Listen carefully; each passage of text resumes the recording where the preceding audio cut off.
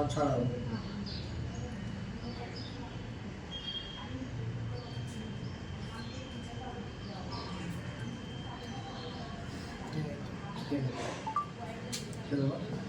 Hello हां हां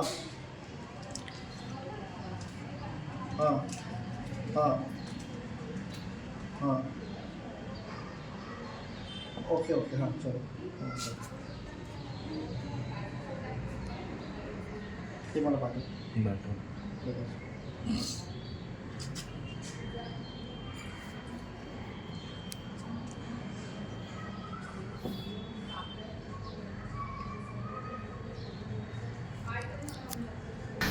मला असंच म्हणायचं आहे की कोणी येणार आणि मारून जाणार का कोणालाही. म्हणजे आपलं म्हणजे आपण मराठी आहोत, आपण महाराष्ट्रात जर सुरक्षित नाही मग कुठं झूम आहे ना तुझ्या याच्यात. काही गरज नसताना कुठला मॅटर काय मॅटर.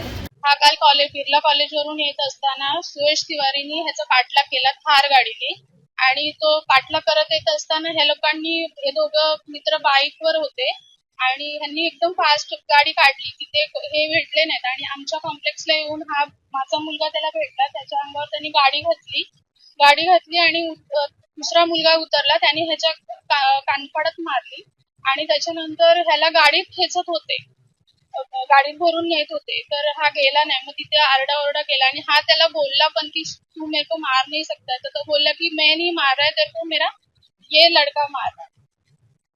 असं गाडी अंगावर घातली त्याच्या. आणि सुयश तिवारी साकेत माझ्या मते कॉलेजचे जे हे आहेत त्यांचा मुलगा आहे. किडनॅपिंगची चर्चा झाली होती, नेमकं काय प्रकरण समोर आलं आहे?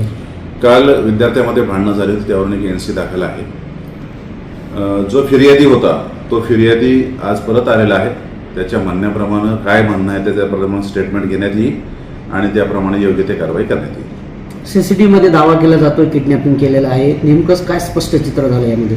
किडनॅपिंगचा प्रकार वाटत नाही, परंतु वाद झालेले आहेत त्यांच्यात एवढं दिसते.